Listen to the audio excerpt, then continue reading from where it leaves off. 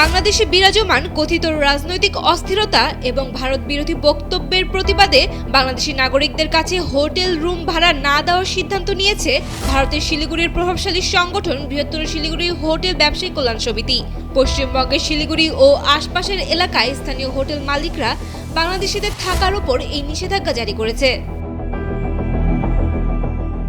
বৃহত্তর শিলিগুড়ি হোটেল ব্যবসায়ী কল্যাণ সমিতির যুগ্ম সম্পাদক উজ্জ্বল ঘোষ জানিয়েছেন, গত বছরের ডিসেম্বরে আংশিক নিষেধাজ্ঞা দেওয়া হলেও এবার তা আরও কঠোর করা হয়েছে।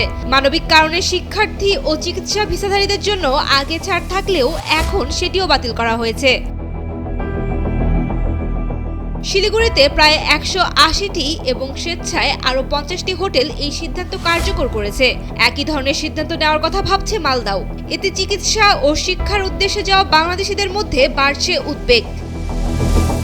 Sayem Akter, Daily Sun.